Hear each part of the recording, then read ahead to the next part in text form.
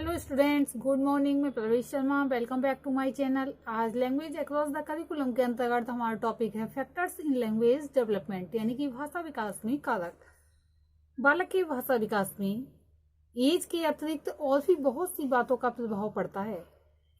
इनमें जो मुख्य फैक्टर्स हैं इस प्रकार से हैं, एक एक करके हम उसके बारे में आपको बताएंगे, जो कि साइकोलॉजिस्ट भी इन कारकों को मानते हैं। सबसे पहला है शारीरिक विकास, यानी कि फिजिकल हेल्थ। जो पॉइंट सामने लिखा हुआ है, शारीरिक स्वास्थ्य। प्रारंभ के 2 वर्षों में अत्यधिक बीमार रहने से बालक की शक्ति पर बहुत बुरा प्रभाव पड़ता है, क्योंकि एक तो उसे अन्य साथियों का संपर्क नहीं मिल पाता, दूसरे उसे बोलने की प्रेरणा नहीं मिल पाती, क्योंकि उसकी जो नीड्स होती हैं बिना बोले पूरी हो जाती हैं, और इसके बाद उसे बोलने के लिए मना किया जाता है क्योंकि बालक बीमार रहता है। इस संबंध में गैसेल और गैरिसन के अनुसार बहरे बालक देर से बोलना सीखते हैं और उनका उच्चारण भी शुद्ध नहीं होता है, यानी कि जो प्रोनाउंसिएशन होता है उनका करेक्ट नहीं होता है। जो अदर स्टूडेंट्स या चिल्ड्रन होते हैं उनकी तुलना में उनकी शब्दावली बहुत कम होती है, क्योंकि जब उन्हें सुनाई नहीं देता है तो इस कारण से वे अनुकरण करके सीख भी नहीं पाते हैं। जिन बच्चों को सुनाई देता है वे अनुकरण के आधार पर भी बहुत कुछ सीखते हैं, लेकिन अब जब बच्चे को सुनाई ही नहीं दे रहा है तो वे अनुकरण कर भी कैसे सकते हैं। अब दूसरा पॉइंट है इसमें बुद्धि, यानी कि इंटेलिजेंस। लगभग सभी साइकोलॉजिस्ट ये मानते हैं कि इंटेलिजेंस के स्तर का बोलने की योग्यता से बहुत ज्यादा गहरा संबंध है। लैंग्वेज का जो डेवलपमेंट होता है, यानी कि बुद्धि के स्तर के साथ साथ चलता है। जिन स्टूडेंट्स का मानसिक विकास हो पाता है उनमें केवल 1/3 स्टूडेंट्स या बालकों, यानी कि जो छोटे बच्चे होते हैं, में ही बोलने की शक्ति का सामान्य विकास हो पाता है। 5 इयर्स के जो मंदबुद्धि स्टूडेंट्स होते हैं, बोलने की योग्यता 1.5 वर्ष के शिशु के बराबर पाई जाती है। सामान्य बालक की तुलना में तीव्र बुद्धि बालक कम से कम 4 महीने पहले बोलना शुरू करता है। मंदबुद्धि बालक बोलने के विकास में सामान्य बालकों से 3 वर्ष तक पिछड़ सकता है, यानी कि 3 वर्ष पीछे रह सकता है पढ़ाई में।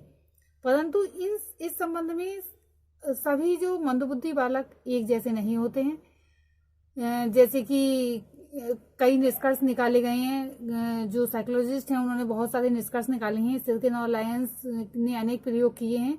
उन्होंने ये प्रयोग करके ये निष्कर्ष निकाला कि 1/3 मंदबुद्धि बालक ठीक समय पर बोलना सीख लेते हैं। तीव्र बुद्धि बालक केवल शीघ्र बोलना ही नहीं सीखते, बल्कि भाषा का विकसित प्रतिमान भी शीघ्र ग्रहण कर लेते हैं। परंतु अभी से वे बड़ों की तरह जैसे बड़े लोग सोचते हैं, सोच समझ नहीं रख पाते हैं। कभी कभी कुछ शिशु होते हैं, छोटे बच्चे होते हैं, जो भाषा के संबंध में प्रारंभ में बहुत तेज दिखाई पड़ते हैं, बहुत ज्यादा बातें करते हैं, तो लगता है कि बच्चा बहुत बोलता है, बच्चा बोलने में परफेक्ट होगा। बाद में सामान्य से अधिक अच्छे नहीं रह पाते, वे सामान्य ही रह जाते हैं। इस प्रकार कुछ बच्चे जो प्राइमरी क्लासेस में दूसरों से पिछड़े दिखाई देते हैं, अगली कक्षाओं में दूसरों से आगे बढ़ जाते हैं, और जो आगे बढ़ते हुए प्रारंभ में, यानी कि जो प्राइमरी लेवल पर आगे बढ़ते हुए दिखाई देते हैं, वे पीछे रह जाते हैं, यानी कि अपोजिट हो जाता है। नेक्स्ट पॉइंट में हम देख रहे हैं सामाजिक आर्थिक स्थिति, सोशियो इकोनॉमिक स्टेटस। जो साइकोलॉजिस्ट हैं सामान्य रूप से यही मानते हैं कि अनुकूल सामाजिक आर्थिक स्तर, यानी कि सोशियो इकोनॉमिक लेवल या स्टेटस से आने वाले बालकों में निम्न स्तर के परिवारों से आने वाले बच्चों की तुलना में भाषा संबंधी योग्यता अधिक होती है। कुछ मनोवैज्ञानिकों ने तो ये भी मान लिया है कि सामाजिक आर्थिक स्तर के अंतर में कभी कभी भाषात्मक विषय में 8 महीने का अंतर देखा जा सकता है। स्कूल में नए आने वाले जो बच्चे होते हैं, निर्धन परिवारों से आने वाले बच्चों की तुलना में उच्च स्तर के परिवारों से आने वाले बालकों का शब्द भंडार सदैव अधिक दिखाई पड़ता है। इसका मतलब ये नहीं लगाया जा सकता है इसका आशय कि एकमात्र सामाजिक आर्थिक स्तर ही इस संबंध में जो है योग्यता का निर्णायक है, ऐसा नहीं है। वास्तव में सामाजिक आर्थिक स्तर के अंतर से बालकों की परिस्थिति में मुख्य अंतर दिखाई पड़ते हैं। जैसे माता पिता समाज में ऊंचा सामाजिक आर्थिक स्तर प्राप्त कर पाए हैं। वे निश्चित ही लोगों से अधिक बुद्धिमान और बहुधा अधिक शिक्षित भी होते हैं। दूसरे, उच्च सामाजिक आर्थिक स्तर के परिवारों में बालकों को सीखने और समझने के अधिक साधन उपलब्ध हो जाते हैं। जैसे कि हम देखते हैं कि जो समृद्ध परिवार के लोग होते हैं उनके घरों में जैसे ऐसी फैसिलिटीज, रेडियो, टेलीविजन, पत्रिकाएं, कंप्यूटर, यानी कि बहुत प्रकार के साधन उनके घरों में उपलब्ध रहते हैं। और इसलिए इनकी सामाजिक आर्थिक स्थिति परिवार में जो अंतर दिखाई पड़ता है इसी कारण से दिखाई पड़ता है। अब इसी कारण से बालक अधिक सीखते हैं और बौद्धिक विकास पर अनुकूल प्रभाव पड़ता है। तीसरे, बालक अपने माता पिता के अनुकरण से बोलचाल की शब्दावली आदि सीखते हैं।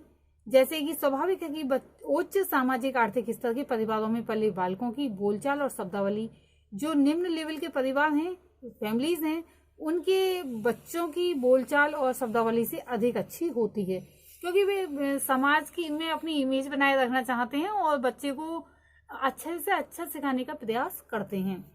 और जो सामान्य परिवार होते हैं तो उसमें दिखावट का ज़्यादा मतलब दिखावे का कोई महत्व नहीं रहता, सामान्य की तरह ही वे जीवन यापन करते हैं।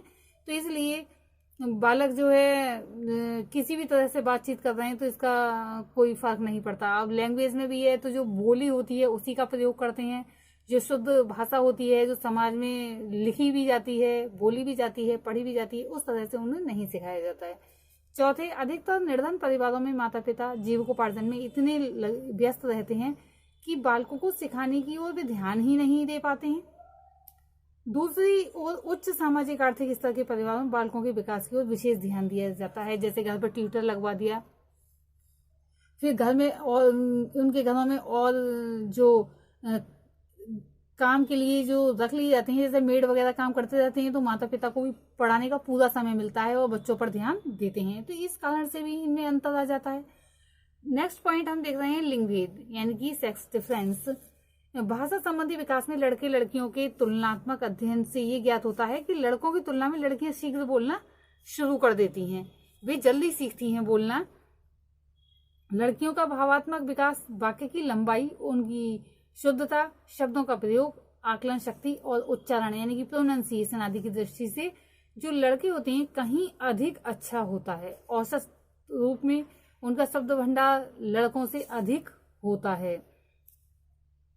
शैशवावस्था में जो लड़कियां होती हैं अधिकतर माँ के साथ समय बिताती हैं और हमेशा बातचीत आपस में करती ही रहती हैं। और इसकी तुलना में जो लड़के होते हैं बाहर बच्चों के साथ खेलते हैं। अब वहाँ का वातावरण कैसा है तो बच्चों पर डिपेंड करता है कि कैसे बच्चों में खेल रहे हैं। और माता का कार्य है हमेशा लड़कियों को अच्छा ही सिखाना, इस बात का भी फर्क पड़ता है। मनोवैज्ञानिक ये मानते हैं कि सभी प्रकार का विकास लड़कियों का अधिक होता है लड़कों की अपेक्षा। यही कारण है कि उनकी भाषा संबंधी योग्यता भी समान आयु से लड़कों से अधिक होती है। नेक्स्ट पॉइंट में हम देख रहे हैं पारिवारिक संबंध, फैमिली रिलेशनशिप। जो अनाथालयों में पले हुए बालकों का अध्ययन करके स्पिंज, लुईस, मैकार्थी और थॉमसन ने ये निष्कर्ष निकाला कि उनका भाषात्मक विकास सामान्य परिवारों में पले बालकों की तुलना में बहुत पिछड़ा हुआ था, क्योंकि वे बच्चे वहां पर रोते रहते हैं और उन्हें कोई मतलब संभालने वाले होते हैं, लेकिन इतनी जैसे कि माता पिता लगाव रखते हैं वैसा वातावरण उनको नहीं मिल पाता है। वे देर से बोलना सीखते हैं और कम ध्वनियों का प्रयोग करते हैं। उनका मुख्य कारण ये है कि उन्हें माता पिता का अनुकरण करने का अवसर मिलता ही नहीं है। और जो सामान्य परिवार के बच्चे हैं माता पिता का अनुकरण करने का अवसर मिलता है, इसलिए वे जल्दी सीखते हैं। अकेले बच्चे यानी कि जब एक ही बच्चा परिवार में होता है तब भी उसका भाषाई विकास कम हो पाता है, और परिवार में जुड़वा बच्चे होते हैं या ये थोड़े थोड़े अंतर पर बच्चे कई भाई बहन होते हैं तो भी जल्दी सीखते हैं। नेक्स्ट पॉइंट है दो भाषा का सीखना। इस बात का भी फर्क पड़ता है, जब बालक दो भाषा सीख रहा होता है तब भी भाषा में पिछड़ जाता है, क्योंकि प्रयास दोनों भाषाओं को सीखने में करता है। नेक्स्ट पॉइंट है सामान्य अभिवृद्धि, जनरल ग्रोथ। बालक के भाषात्मक विकास को प्रभावित करने के लिए जो अभी कारक बताए गए थे सभी, उनके अलावा सामान्य अभिवृद्धि भी है। सबसे अधिक प्रभाव उसकी सामान्य अभिवृद्धि गति का होता है। जिस बालक में ये जितनी अधिक होगी उसका जो लैंग्वेज डेवलपमेंट भी उतना ही अधिक होगा। वह दूसरों से पहले बोलना सीख जाएगा और शब्द भंडार भी अधिक विस्तृत होगा।